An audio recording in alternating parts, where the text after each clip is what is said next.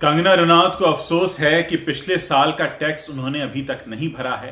उनका यह कहना है कि क्योंकि काम नहीं है इसलिए पिछले साल के टैक्स का आधा हिस्सा वो नहीं भर पाई और इस बात का ऐलान उन्होंने खुद अपने सोशल मीडिया पर किया है।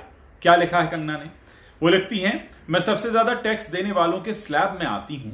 अपनी इनकम का लगभग 45% मैं टैक्स के रूप में देती हूं। यानी कंगना जो कुछ भी कमाती हैं उसका 45% वो टैक्स दे देती हैं।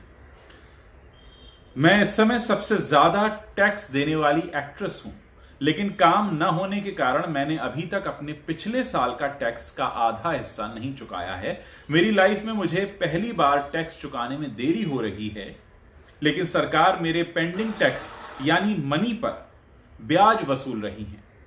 फिर भी मैं सरकार के इस कदम का स्वागत करती हूं।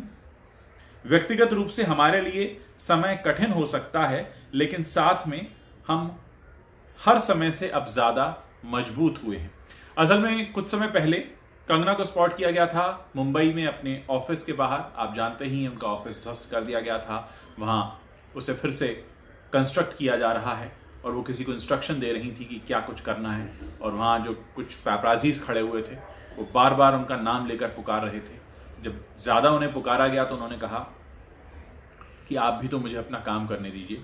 तो कंगना इस समय इंतज़ार कर रही हैं कि उनकी जो फिल्म है तलाई भी वो रिलीज़ हो, ताकि दर्शकों का क्या रिस्पॉन्स है वो पता चले। 23 अप्रैल को ये फिल्म रिलीज़ होने वाली थी, लेकिन आप जानते ही हैं महामारी की हालत है, उस वजह से फिल्म रिलीज़ नहीं हुई। और इसके अलावा उनकी आने वाली फिल्में धाकड़ और तेजस भी हैं। धाकड़ के शूट के लिए सुना है वो बुडापेस्ट भी जाने वाली हैं, और इसके बाद फिर मणिकर्णिका रिटर्न्स पे भी काम शुरू होगा। द लेजेंड ऑफ दिद्दा, उसको लेकर भी, कहानी को लेकर एक विवाद चल ही रहा है।